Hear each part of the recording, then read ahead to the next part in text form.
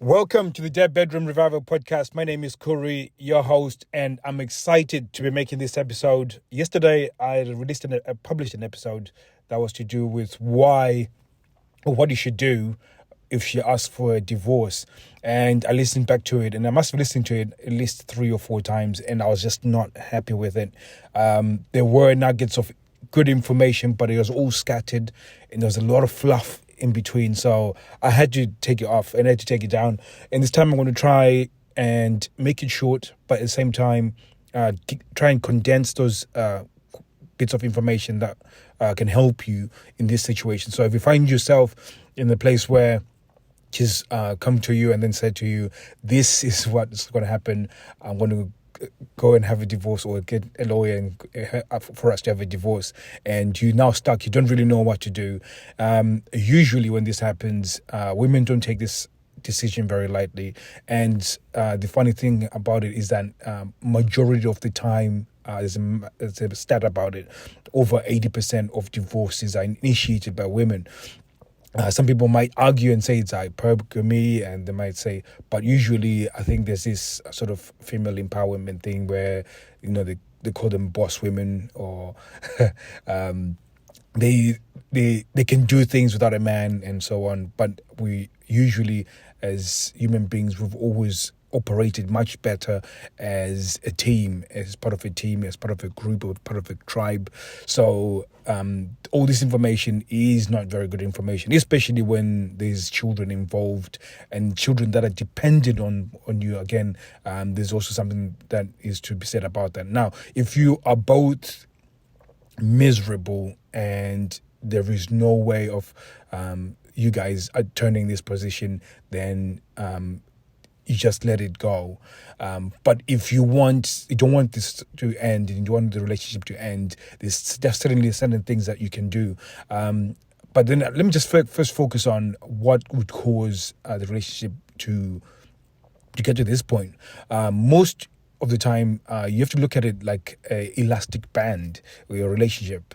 And every time you have issues or strain, and usually these issues are issues that are caused by trauma, insecurities, and then just life itself throwing its things at you. And usually when you get all these issues happening, sometimes these issues are issues that sometimes out of your control. So if it's financial, for instance, and you've lost your job or you can't find another job, those are things that can be out of your control, and you cannot. You can try and find another job. You can do something in order to get the income to come in, but again, if you are now suffering mentally, again, it can stop you from actually doing the right things to do. So there's certain things that will come up in life, and they can stretch that elastic band.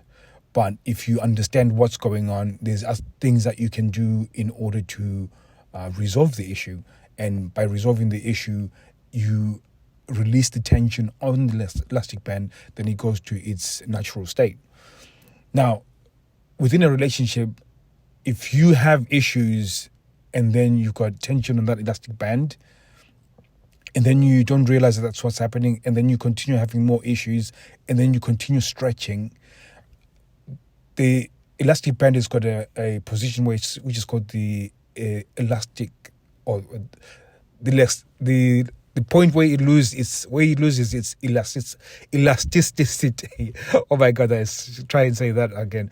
Okay, there's a point where it loses its point where it can stretch and go back. It's that point. So sometimes within a relationship, most people end up stretching and get to that point where it can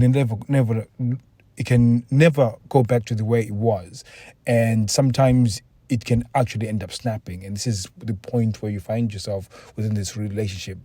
And if it's not because of infidelity, because sometimes, again, this is where most of the times it comes up. But if it's not because of infidelity and it's something that's to do with maybe a bit of her character, it's a bit of her insecurities, and you guys just don't know how to deal with it, generally it's something that can be fixed and be turned back. But the thing that makes it turn back is probably mostly counterintuitive to what you think you need to do. So in this case, I also have to say this: if the woman is asking for a divorce in order to get you to change, is very manipulative. And yes, you could agree to the change that you need to make, but it sets your relationship off on the wrong foot. It's almost like, and there's this example on a boat, like these big ships. They only have to move they can move 3 millimeters out of course. And if you travel 3 millimeters off course for 1,000 miles, you are, 200 meters, 200 miles away from your actual destination, because you've just starting off the wrong place. So it's very important that if you are going to get back together and you're fighting to get back together, you start off in a place where you're both on equal footing and no one is manipulating somebody to behave a certain way. Because at that point, you don't really have a say in the relationship, because you're now under a thumb, for example. You are now under this sort of, if you make a mistake, I'm just going to bring out the divorce thing and then I'll be able to go. So literally, it now sort of manipulates the way you think, the way you act, the way you behave. So it becomes a very wrong way of starting up this conversation. So the first thing that you should never ever do is that if she says, I'm going to divorce, is to start trying to ask for a second chance and start fighting for. The best way of doing it is to really get to the point where she says, I really want a divorce. Usually I would say ask her why. If she hasn't mentioned it, she would mention it again and tell you why. And usually when she tells you the why, it's just surface level. So she might say something like, because you, just sort of exaggeration, you're a horrible husband, I'm feeling unhappy. That's superficial. That's something that you probably both know and we agree on.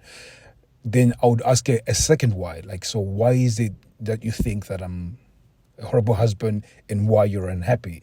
And then usually you hear this sort of shift where she actually now goes to the real bottom, that I never thought I would be this unhappy with this relationship. I feel like whatever, she'll tell you whatever it is. And that's a place where, again, depending on what she says on that second why, you can actually be able to connect with her and then really get to the bottom of what's really going on. And you can be able to talk about it in a way that can get you to stop the divorce, for one, but actually start really working on the real problem that you guys have sort of swept under the carpet for a long time. The other bit is, if it feels untenable, you never ask for a second chance. After she tells you all these reasons why she wants to have a divorce, I will tell you that you need to disqualify yourself from being the husband that, she's just disqualify yourself from being a husband. So I would then turn around and say, I hear what you've said. I will repeat what she said. You don't want to be unhappy and you want to be a good mom and you feel like this relationship is not good for us. And I will respect your decision and I will help you so that this decision is good for you and the kids, and it's painless for all. It can be painless for all people around it. So I think when you disqualify yourself like that, it makes the whole process easier. But also, generally, when a guy starts begging and they start asking for a second chance and doing, usually she's already got a heavy weight of the whole issue that's going on. And if you imagine that is like a balloon, for instance, if she's inflated with all these negative thoughts and all this negativity that's going on, she is trying to deal with it and process it with it. So she's now coming over and said, I want this divorce. And essentially, she wants you to affirm the decision and say, yes, it's a good decision. And usually you do this by begging and being pathetic. For lack of a better term, I'm really sorry, but it is... to her, it will look pathetic when you are crying and asking for a second chance and begging for her to change your mind. That's how it will look, and therefore it justifies the decision. So And by doing that, when you justify a decision, it's like you allowing her to relieve all that pressure of that negativity off her, because now she's justified to. But usually, if you say, I support the decision that you're doing, and if there's any way I can help you with that, you're allowing her to keep those negative thoughts. You're not taking it away from her. So she has to now start dealing with that, all of that negativity by herself, because at the end of the day, if she deals with it by herself and comes to a place where she wants to stay, then you're in a good place to start the relationship together again. If you start the relationship with you being pathetic and begging, it shifts the relationship, and that relationship will never be happy for you. You will never be happy in that relationship. She will never be happy in that relationship. And this conversation that you're having, you'll be having it again in the future, guaranteed, 100%. So hopefully this has been eye-opening, and I've tried to condense it and really cut out the fluff. And if you want to learn more on how you can save your marriage from divorce, go to Dead Bedroom Revival on Instagram, and then you can go and type in marriage on the DMs, and then hopefully we can walk you through a process and give you clarity on how you can do this. So thank you very much. I'll be speaking to you soon. Take care.